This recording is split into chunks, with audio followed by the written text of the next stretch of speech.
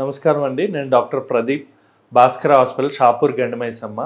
ఈరోజు మనం రెగ్యులర్గా నాకు చాలామంది అడుగుతున్నారనమాట. ఏమనంటే ఏమి తినకపోయినా కూడా షుగర్స్ అనేవి పెరిగిపోతున్నాయి సార్, మీరు చెప్పినట్టు మేము కంప్లీట్గా డైట్ అంతా ఫాలో అవుతున్నాం, అయినా మేము ఇన్సులిన్ తీసుకోవాల్సి వస్తుంది లేదా ట్యాబ్లెట్స్ తీసుకోవాల్సి వస్తుంది, అసలు దీనికి గల కారణాలు ఏంటి అని చెప్పి చాలామంది ఎప్పుడు మా దగ్గరికి వచ్చిన అంటే రిపీటెడ్గా అడిగే క్వశ్చన్ అండి.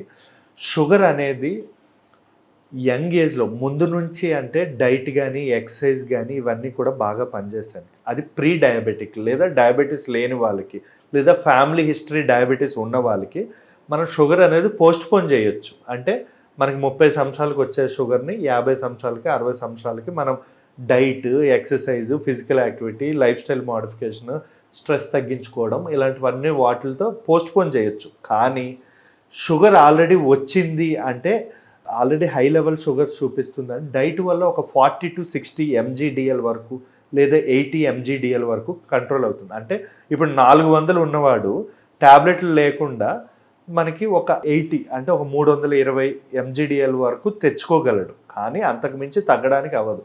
దానికి గల కారణం ఏంటి అంటే ఫస్ట్ రీజన్ వచ్చి మన బాడీలో ప్యాన్క్రియాస్ అనే గ్రంథి అనేది ఒకటి ఉంటుందండి.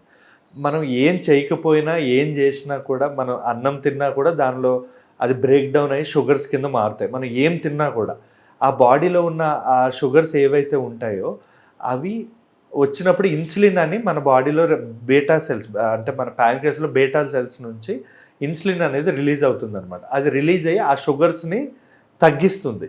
ఇప్పుడు కామన్గా నాకు జరిగే ప్రాసెస్ అది. కానీ చాలా మందిలో ఏమవుతుందంటే బికాజ్ ఆఫ్ ఒబిసిటీ అవ్వచ్చు లేదా హెరిడిటరీ జన్యురక కారణాలు అవ్వచ్చు, ఇలాంటి కారణాల వల్ల ఏమవుతుంది అంటే వాళ్ళకి ఈ ఇన్సులిన్ అనేది ప్రొడక్షన్ ఉండదు బాడీలో. దానివల్ల ఏమవుతుంది, ఈ షుగర్స్ మనం ఏం తినకపోయినా కూడా మన బాడీలో షుగర్స్ అనేవి పెరిగిపోతాయి.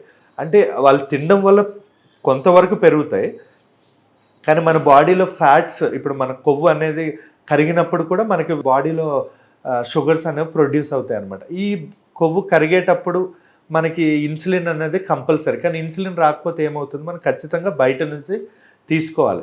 మీరు అలా అనుకుంటే చిన్న పిల్లలు అంటే 5 సంవత్సరాల పిల్లల్లో ఏ కారణంతో షుగర్ వస్తుంది, లేదా 12 సంవత్సరాలు 16 సంవత్సరాలు అంటే యంగ్ అంటే వీళ్ళని టైప్ 1 డయాబెటీస్ అంటారు. వీళ్ళు ఇన్సులిన్ డిపెండెంట్ డయాబెటిక్ పేషెంట్స్. వీళ్ళలో ఎందుకు వస్తుంది అంటే రీజన్ ఏంటంటే ప్యాన్క్రియాస్ నుంచి ఇన్సులిన్ ప్రొడక్షన్ అనేది ఉండదు. సో మీరు ఆ అపోహ అనేది ఆపేసేయాలి. ఏంటంటే ఏమి తినకపోయినా కూడా షుగర్స్ అనేవి అంటే హై ఈ ప్రీ డయాబెటిక్ అయితే కంట్రోల్ చేసుకోవచ్చు. కానీ 400, 500 ఉన్న వాళ్ళు మీరు 100కి 100% ఎంత డైట్ మెయింటైన్ చేసినా కూడా మీరు ఒక 100 mgdl వరకే తగ్గియచ్చు. అంటే 80 to 100, అంతకు మించి షుగర్స్ అనేవి తగ్గవు.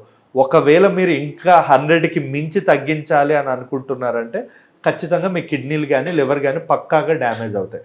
అదే రీజన్ ఇప్పుడు మన చాలామంది ఇప్పుడు అన్క్వాలిఫైడ్ డైట్స్ ఇస్తూ ఉంటారు. అంటే డైటీషియన్స్ కాకుండా మనకి బాగా వెయిట్ లాస్ అవ్వాలి, షుగర్ తగ్గించేస్తామని అడ్వర్టైజ్మెంట్లు లేదా వేరే మార్చిన డైట్లు ఇలాంటివి ఉంటాయి. ఈ డైట్లో ఏమవుతుంది అంటే ప్రీ డయాబెటిక్ చాలా బాగా షుగర్స్ అనేవి తగ్గించుకుంటున్నారు. అంటే 200 ఉన్నోడు వీళ్ళందరూ నార్మల్ అయిపోతున్నారు. కానీ వాళ్ళని చూసి పులిని చూసి నక్కలు వాతలు పెట్టుకున్నట్టు ఈ 400, 500 షుగర్స్ ఉండేవాళ్ళు కూడా ఈ డైట్లు ఫాలో అయ్యి ఏం చేస్తున్నారు, అది 300, 200కి ఇష్టం వచ్చినట్టు తగ్గించేసి మా దగ్గరికి చాలామంది dialysis, kidney failure, liver failure లేదా ఒకటేసారి 60 కేజీల నుంచి 120, 130 కేజీలు వెళ్ళి ఒబిసిటీ అయ్యి ట్యాబ్లెట్లు కూడా పనిచేయని పరిస్థితులు నేను చాలామంది పేషెంట్స్ చెప్తున్నాను.